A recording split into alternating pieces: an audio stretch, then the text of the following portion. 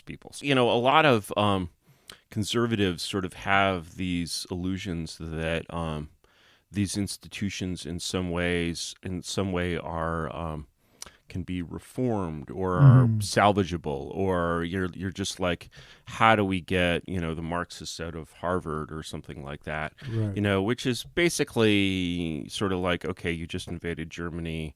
Um, how do we get the Nazis out of the SS? Hmm. And the answer is you don't get the Nazis out of the Right. SS.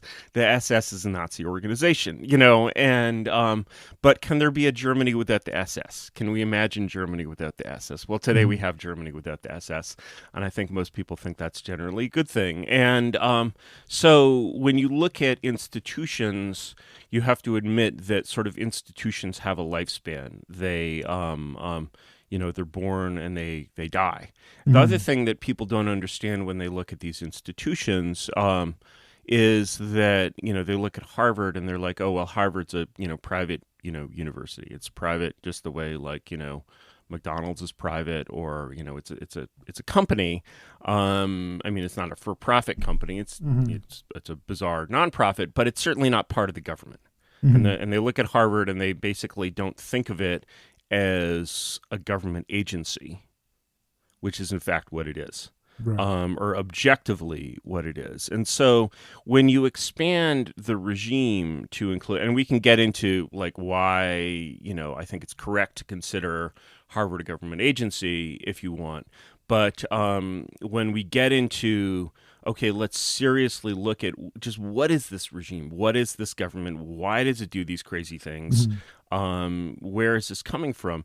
Another example that I like to look at a sort of at how superficial people are in examining these problems is most of your listeners have probably heard the term SJW, right? Hmm. So SJW stands for social justice warrior, and then there's this term social justice, right? So what does this word mean? Social justice. Like if we like look at it literally and we say, what does social justice mean literally? Well, Hmm. it doesn't really mean anything. Like the words don't really tell you anything. But clearly, this is a label, this is a phrase that has a very powerful hold. You'll just see it in all kinds of bureaucratic boilerplate. Well, Google has this very interesting site called ngrams, as in just ngrams .google.com, where they took all the books published in the world and they basically count all of the phrases, words and phrases used in these books and how frequently they appear over time. And so you can go and you can look at, okay, here's, the word racism or the word, homophobia, right? When did people start saying homophobia? Was anyone saying homophobia in 1950? No, they were not. Hmm. Was anyone saying racism in 1950? Barely. 1930? No. Um, was anyone saying social justice in 1950? They were.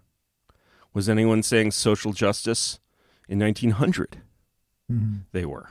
And so, you see this curve going up and it has some little humps and bumps, but it goes up steadily to the present and, is of course spiking like crazy right now. And this curve dates back to the 1880s.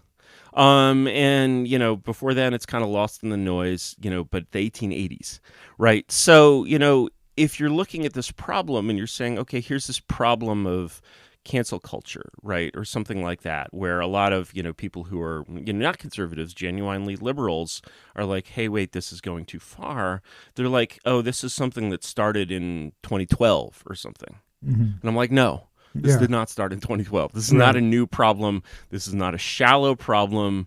This is not a problem that is amenable to new and shallow solutions. This is a problem that is a very old problem. And because it's a very old problem, we should only expect it to be solved by very sort of deep and complicated thinking. Imagine you're in the Soviet Union in the mid 80s. So, you're in the Soviet Union and you're like, oh, wow, things are pretty fucked, if you'll excuse my French. Sorry, you Hmm. can bleep that. You're That's looking fine. at the Soviet Union and you're like, things are not very good. Hmm. And why are they not very good? And almost everyone who's thinking about that problem in the Soviet Union in the mid 80s, the dissidents, the reformers are all of that, are thinking, how can we fix the Soviet Union? They don't even think about how do we, is that the right question to be asking? Obviously, it's the right question to be asking. So when it turns out that actually the Soviet Union just falls apart, um, people are surprised. They're like, Hmm. even the dissidents are surprised. They're like, but this is not what we were trying to do. And Right. they had no plan. They had Right. no, they were like the dog that caught the car. They were like, okay, we realize in retrospect that the idea of fixing this, shambolic thing was completely untenable. And it actually couldn't be fixed and it could only fall apart. But it fell apart and we have no idea where to go from here. We have no plan and no vision, and we don't really understand. In the Soviet Union, of course, it could fall apart in favor of the Western system. Here, Hmm. we don't have any sort of competing, except for maybe China, which is really substandard and, which is very impressive in some ways, but really not what Americans want in many other ways. We don't really have an example of another system that works in the present. We have our examples have to be formed from the past, and the past is so, as they say, the past is a foreign country. It's so different from the present that it really takes a lot of work to establish that, to make that connection clear. To understand, it's like you look at the past and you're like, okay, first of all, maybe they're wrong about this or you're wrong about that. But it's so different that we can't even know what they would recommend that we do. Hmm. And although, we can guess, and certainly that's a very interesting exercise.